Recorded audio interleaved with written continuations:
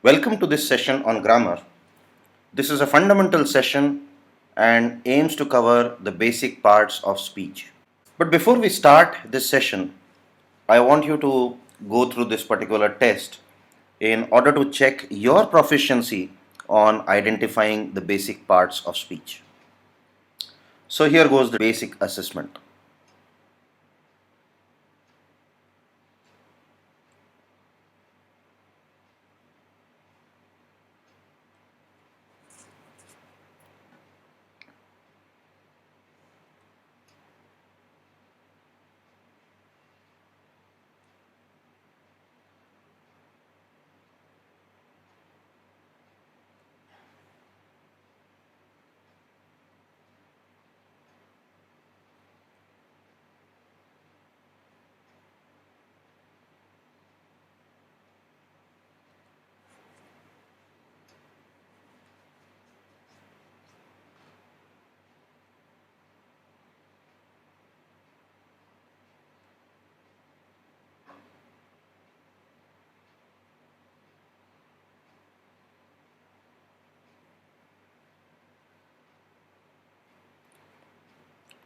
So I hope by now you would have identified the parts of speech.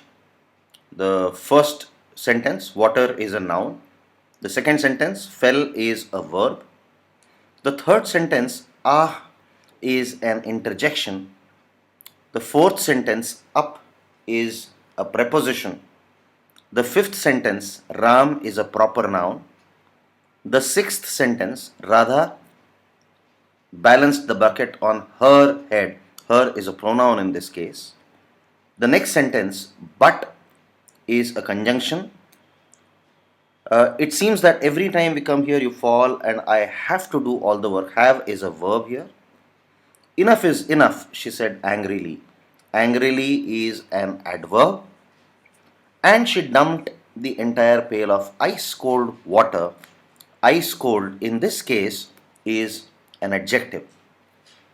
So if you got all of them correct, probably the things that I am going to discuss in this session are too simple. In any case, I would still recommend that go through the session. There might be some rough edges here and there which you could brush up. Let us jump right into the session. So, basic parts of speech. We all know that paragraphs and sentences in any language are made up of words. English is no different. So, words can be thought of as the basic building blocks of the language or of the sentence. We combine words to form phrases, clauses, and sentences. We will talk about phrases and clauses in another session. But for now, just remember that words will combine to form phrases, clauses, and sentences. So, words are categorized, and these categories are known as the parts of speech. What are our basic parts of speech? The basic parts of speech are nouns,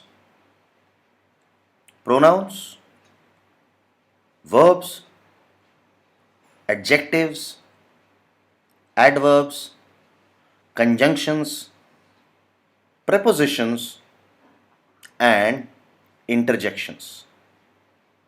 So these 8 categories are generally called as or generally termed as the parts of speech. Let us understand a bit more about each of these parts of speech. Or in this part, we will concentrate basically on the nouns. So what are nouns? Nouns are that part of speech which refer to a person, place, or a thing. Nouns can be also classified into several categories. We have proper and common noun. What is a proper noun? A proper noun refers to a specific person or a thing, like the name of a city, the name of a brand of television. So we can say that Bhopal is a proper noun. Himalaya is also another example of a proper noun. Sony is another example of proper noun. What about common noun? Common nouns are generic names given to a particular category. So if Bhopal is a specific name of a city, city itself is a common noun because it is a generic name. Similarly, if Himalaya is a specific name and hence a proper noun, mountain is a generic name and hence a common noun. If Sony is a specific name, television is another example of a generic name.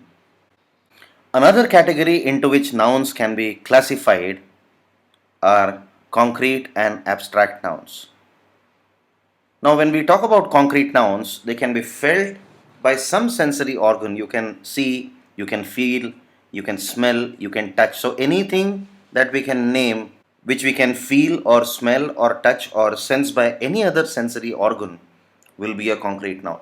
For example, the chair or the desk on which you are sitting just now, you can sense it, you can feel it, you can see it. So, it's an example of a concrete noun. Some other example of a concrete noun is boy, desk, cake. What differentiates a concrete noun from other nouns is your sensory organs, at least one of your sensory organs can detect these nouns. And mind you, we are not talking of the sixth sense here. Then we have abstract nouns. Abstract nouns refer to ideas, philosophies, and concepts. For example, if I talk about an idea like communism, now it's an idea, we cannot see communism, we cannot sense communism. Whatever we can see is the after effect or the effect of communism. Communism itself does not have any shape or any form or any smell on its own, and therefore it is referred to as an abstract noun. So, socialism, Marxism, honesty, each of them is an example of an abstract noun. These are only abstract concepts. We cannot sense them by any of our sensory organ. Then we have collective nouns. So, whenever we refer to a group of things, we refer to it by a collective noun. For example, if you're studying as a part of a class, class as a whole becomes a collective noun and each individual in the class will be a student. So individual student is also a noun, but that is a common noun. But when the entire group of students is referred, we call it a class and class becomes a collective noun. Similarly, we can have a band of musicians. So individual musicians are there. When we collect them, we form a band. Similarly, there is a regiment of soldiers. So regiment also is an example of a collective noun.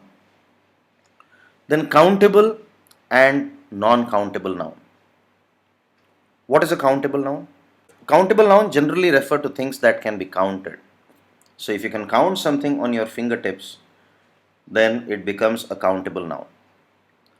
For example, the laptop that you are using, or maybe the computer that you are using, or maybe the iPad or the Android device you are using, this is a countable noun. So a phone is a countable noun. We can have one phone, two phones, three phones, and so on. For example, countable nouns are cup, girl, boy, etc. And you can see that each one of them can be counted. And that differentiates a countable noun from a non-countable noun. And as the name suggests, the non-countable nouns cannot be counted. What is the example? Example tea or example is milk.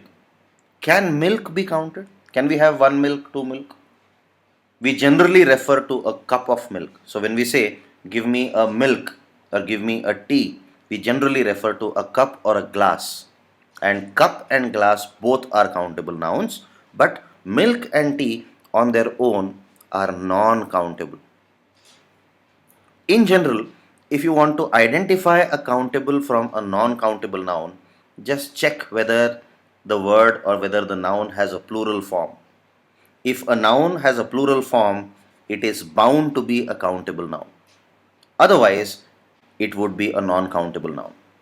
Milk and tea, both these words do not have a plural form, while cup, girl, and boy, each of these words will have a plural noun.